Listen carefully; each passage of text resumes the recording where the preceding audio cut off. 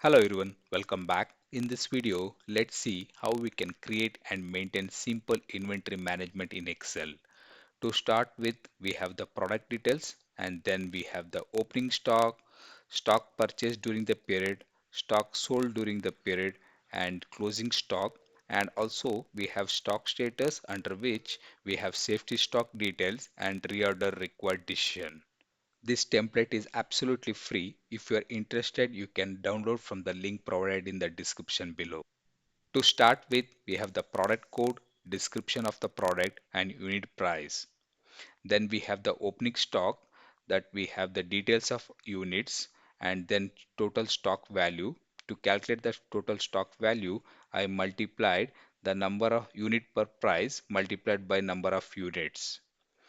And then we have the stock purchased during the period. So first column we have the date and number of units purchased during the period we have in column I, and then again the total stock value. Again it's simple, the unit price multiplied by number of units purchased during the period. And then we have the stock sold.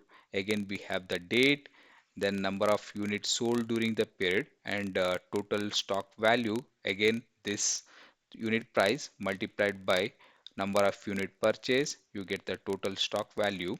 And then we have the closing stock. To calculate closing stock, the formula will be opening stock plus stock purchased during the period minus stock sold during the period. Let me press F2 from the keyboard to see the formula. Now you can see F5 is opening stock, and then we have I5, that is stock purchased during the period, and minus stock sold during the period, that will give you the closing stock. And again to get the total stock value of closing stock, I just multiplied the units multiplied by unit price. Then we have the safety stock. To understand how to calculate safety stock, you can refer a separate video which I created on this topic. And then the order required decision. So this we compare the total unit closing stock unit compared with the safety stock. I press F2 from the keyboard as I use simple if function. So here you can see the safety stock is, if it is less than the number of unit closing units, then we no need to order.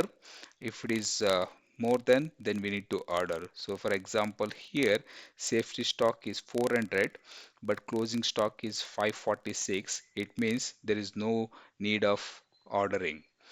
However, in the second case, if you see, the safety stock is 879 but number of unit we have, closing unit we have is 874. It means we have less than safety stock, and hence we have decision to order is yes. Again, how to calculate this reorder if function and the color coding using conditional formatting, I have created a separate video, you can refer.